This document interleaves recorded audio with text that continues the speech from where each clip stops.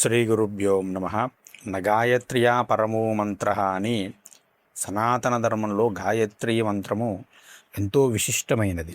ప్రణమంలో నుంచి సృష్టి అనేది వ్యక్తమైనది.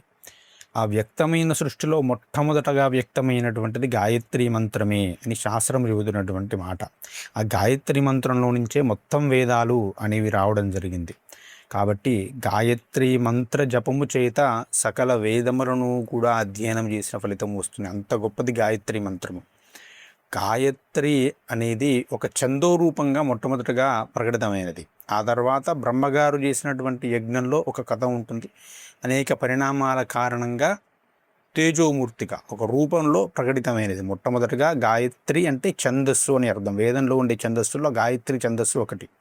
అందులో 24 అక్షరాలు ఉంటాయి, 3 పాదాలు ఉంటాయి. ఒక్కొక్క పాదానికి 8 అక్షరాలు ఉంటాయి. అసలు ఈ 3 పాదాలను 3 లోకాలకు 3 అవస్థలకు ప్రతీకలుగా చెబుతారు. అందుకే గాయత్రి మంత్రాన్ని జపిస్తే ఈ యొక్క 3 అవస్థలను దాటి 4వదైనటువంటి తురియ అవస్థకు చేరుస్తుంది అని కూడా శాస్త్రంలో చెప్పబడినటువంటి రహస్యం అన్నమాట. అంత గొప్పది గాయత్రి మంత్రము. గాయత్రి అనేటువంటి నామంలోని గొప్ప శక్తి ఉందండి. గా అంటే ప్రాణశక్తి, ప్రాణశక్తి ప్రవాహం అనమాట. గా అంటే ప్రాణశక్తి ప్రవాహం. యా అంటే యజ్ఞము, కలయిక, జీవాత్మ పరమాత్మల కలయిక. త్రి అంటే తారకము, ఉద్ధరణ అంటే ప్రాణశక్తిని సరైన మార్గంలో నడిపించి జీవాత్మను పరమాత్మతో ఐక్యము చేసి మోక్షస్థితిని కలిగించేదే, తరింపజేసేదే గాయత్రి. గాయత్రి మంత్రం అంత గొప్పదండి.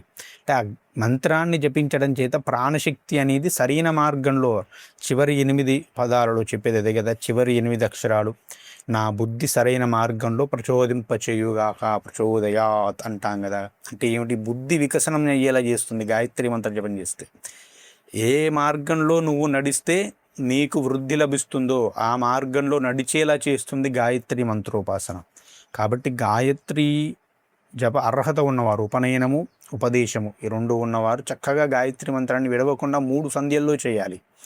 3 సంధ్యల్లో 30 రోజుల పాటు రోజు 1000 చొప్పున గాయత్రి మంత్రాన్ని ఎవడు చేస్తాడు అంటే 1,00,000 జపాన్ని ఒక నెలలో పూర్తి ఎవడు చేస్తాడో, పాము తన కుబుసాన్ని ఎలా విడిచివేస్తుందో అలా పాపాలు అతన్ని విడిచివేస్తాయి అని శాస్త్రం చెబుతున్నది. గాయత్రి మంత్ర జపం చేత వాక్శుద్ధి కలుగుతుంది, శరీరంలో ముఖంలో తేజస్సు పెరుగుతుంది, శారీరక ఆరోగ్యం కూడా వృద్ధి చెందుతుంది, మానసిక వికాసం పెరుగుతుంది, బుద్ధి జ్ఞానం పెరుగుతుంది, ఆలోచన జ్ఞానం పెరుగుతుంది, సూక్ష్మ బుద్ధి అనేది పెరుగుతుంది. సకల పాపాల నుంచి విముక్తి చేయగలిగేటువంటి శక్తి ఒక్క గాయత్రి మంత్రానికే ఉన్నది. గాయత్రి మంత్రాన్ని ఎప్పుడూ కూడా ఉపదేశము లేకుండా చదవకూడదు. ఎందుకంటే అది వేద ప్రమాణమైనటువంటి మంత్రము. ఇష్టం వచ్చినట్లుగా ఫోన్లలో రింగ్ టోన్లు లాగా పెట్టుకోకూడదు, దాన్ని పాడకూడదు ఎప్పుడూ కూడా. చక్కగా వేదస్వరం, వేదాన్ని స్వరం తప్పి చదివితే మరణాన్ని ఇస్తుంది యజమానికి అని శిక్షాస్మృతులు చెబుతాడు పతంజలి. అంటే మరణాన్ని ఇవ్వడం అంటే ఆ యజమాని యొక్క పుణ్యాన్నంతా హరించి వేసి అతనికి చేటు చేస్తుంది అంత. కాబట్టి ఎప్పుడూ కూడా ఉపదేశం లేకుండా గాయత్రి వంటి మంత్రాలను అస్సలు చదవకూడదు. మరి అదేంటండి మాకు ఉపదేశాలు లేవు అంటే ఎలా అంటే సర్వగాయత్రి మంత్రము అని ఒకటి ఉన్నది, దాన్ని కూడా చక్కగా చదువుకోవచ్చు. అది కూడా 24 అక్షరాలతోటే ఉంటుంది, 3 పాదాలలోనే ఉంటుంది. కాబట్టి చక్కగా దాన్ని చదివినా కూడా ఇందులో ఎంతటి ఫలితం ఉంటుందో అందులో కూడా అంతటి ఫలితం ఉంటుంది. స్వయంగా వేదవ్యాసుల వారు ఇచ్చినటువంటి మంత్రం అది, దేవి భాగవతంలో. దాని గురించి నేను గతంలో వీడియో చేస్తాను, దీనికి ట్యాగ్ చేస్తాను. దాని గురించి చక్కగా దాన్ని చదువుకోండి. ఉపదేశం ఉన్నవారు గాయత్రిని విడవకుండా చేయండి, ఉపదేశం లేని వారు ఆ గాయత్రిని చేయండి. నిజానికి గాయత్రి అంటే సంధ్యలో ఉపాసించే దైవము అని అర్థం. సంధ్యాకాలంలో, ఉదయం సూర్యోదయ కాలంలో, మధ్యాహ్నం సరిగ్గా మిట్ట మధ్యాహ్న కాలంలో, సాయంత్రం సూర్యాస్తమయ కాలంలో, ఈ 3 సమయాలలో ఏ మంత్రాన్ని జపించినా అది గాయత్రి మంత్రమే అవుతుంది. ఆదిత్య హృదయాన్ని జపించినా అది గాయత్రి మంత్రమే అవుతుంది. ఆ సమయంలో ఏ దేవతను ఉపాసించినా గాయత్రి ఉపాసన అవుతుంది. కాబట్టి ఈ 3 కాలాల్లో కూడా ఖచ్చితంగా ఆ ఉపదేశము ఉన్నటువంటి ఉపనయనమైనటువంటి బ్రాహ్మణుడు ఖచ్చితంగా గాయత్రిని జపించాలి అని శాస్త్రం చెబుతున్నటువంటి మాట. అది విడవడం చేత అనేకమైనటువంటి దోషాలను మూటగట్టుకుంటాడు అని కూడా చెబుతుంది శాస్త్రం. గాయత్రి మంత్రంలో 24 అక్షరాలు ఉంటాయండి. ఈ 24 అక్షరాలు మన శరీరంలో ఉన్నటువంటి 24 తత్వాలకు, 24 ప్రధాన నాడులకు, 24 గ్రంథులకు ప్రతీకలుగా చెబుతూ ఉన్నది. అంటే ఈ 24 అక్షరాల గాయత్రిని తప్పులు లేకుండా స్వరంతో శ్రద్ధగా జపించడం చేత 24 ప్రధాన నాడులు శుద్ధి అయిపోతాయి. ఆ 24 గ్రంథులు కూడా యాక్టివేట్ అవుతాయి. షట్చక్రాలు యాక్టివేట్ అయ్యి శరీరక శుద్ధి ఏర్పడుతుంది. శారీరక శుద్ధి ఏర్పడమే కాకుండా చుట్టూ ఒక దివ్యమైనటువంటి ఆరా, దివ్యమైనటువంటి శక్తి క్షేత్రము అనేది ఏర్పడుతుంది. అందుకే గాయత్రి మంత్రాన్ని చక్కగా ఉచ్చారణతో చదివేటువంటి వ్యక్తిని ఎట్లాంటి ప్రయోగాలు కూడా తాకలేవు. భూత ప్రేత పిశాచాది ప్రయోగాలు, దుష్టశక్తులు, గ్రహదోషాలు కూడా తాకలేవు అని శాస్త్రం చెబుతున్నటువంటి మాట. చేయవలసినటువంటి గాయత్రిని వదిలివేసి అనవసరమైనటువంటి వేటి వెంటో పడడము అనేది నేటి కాలంలో అవకాశం ఉన్న వాళ్ళు చేస్తున్నటువంటి ఒక వెర్రి పనిగా మనం చెప్పవచ్చు. నిజానికి గాయత్రిని మించినటువంటి ఉపాసన లేదు. అవకాశం ఉన్న రోజు 1000 సహస్ర గాయత్రి చేయండి. మీకు అవకాశము లేని రోజు, అంతగా ఆఫీసు ఉన్నప్పుడు 1 గంట పని ఎక్కువ ఉంటే ఎలా శ్రమ తీసుకుంటామో అలాగే గాయత్రి కోసము, సంధ్యావందనం కోసం ఒక 10 నిమిషాలు దానిని కేటాయించుకోండి. కనీసం 10 గాయత్రి మహామంత్రాన్ని ఉదయం పూట సాయంత్రం పూటది చేయండి. ఉదయం 6 గంటలప్పుడు, సాయంత్రం 6 గంటలప్పుడు మీకు ఏ సమయంలో కుదిరితే ఆ సమయంలో కాలాతిక్రమణంతో చేసేటువంటి ప్రయత్నం చేయండి. ఏం చేస్తాం మరి, మనకు ఉన్నటువంటి వీళ్ళలోనే చేయాలి కదా. ఎలాగైనా సరే మీకు ఎప్పుడు వీలు కుదిరితే అప్పుడు ఖచ్చితంగా గాయత్రి జపం చేయండి. సెలవు ఉన్న రోజు చక్కగా సహస్ర గాయత్రి చేసుకోండి సరైన సమయంలో. తద్వారా గొప్ప ఫలితాలను పొందుతారు. మరొక ముఖ్య విషయం ఏంటంటే, గాయత్రి మంత్రాన్ని ఎట్టి పరిస్థితుల్లో కూడా ఫోన్ రింగుగా పెట్టుకోకండి. చాలామంది ఫోన్ రింగుగాను, ఈ కార్లు వెనక్కు తీసేటువంటి శబ్దంగాను పెట్టుకుంటున్నారు. అది మహాపాపం అండి, మహాపాపము. చెబుతూ ఉన్నాను కదా, మహాపాపం. అది మీకు చేటు తెస్తుంది. నీకు మంచిది ఏదది చేటు తెస్తుంది.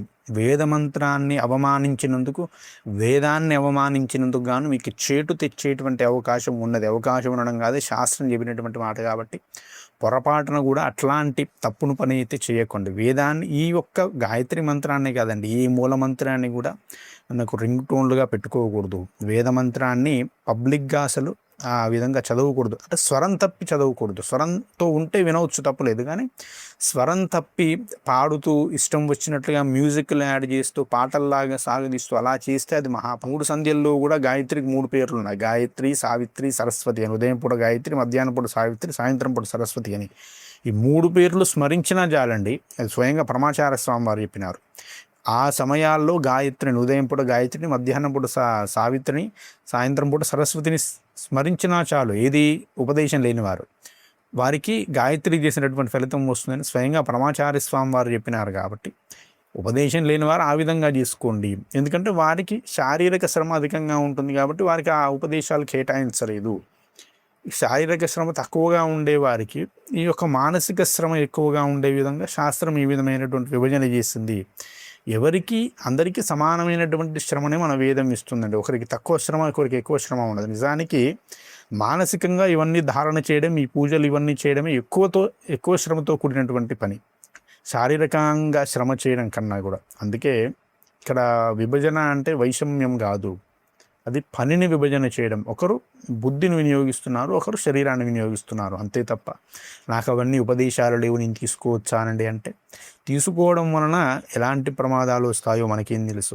వేదం ఒక మాట చెప్పింది అంటే అది పాటించి తీరాలి. అదే సరైనటువంటి ధర్మాన్ని ఆచరించే వారి యొక్క కర్తవ్యము. కాబట్టి మనకు ఉపదేశం ఉన్నటువంటి వాటిని, మనకు అవకాశం ఉన్నటువంటి వాటిని చదువుకుందాం, స్తోత్రాలు చదువుకుందాం.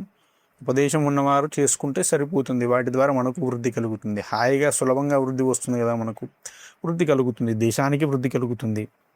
మనకి ఏది అవకాశం ఉన్నదో వాటిని చదువుకునేటువంటి ప్రయత్నం చేయడం ద్వారా ధర్మవృద్ధికి మనం తోడ్పడిన వారము అవుతాము. కాబట్టి ఆ విధంగా ఆ గాయత్రి మంత్రాన్ని, గాయత్రి నామాన్ని అందరూ కూడా జపించండి.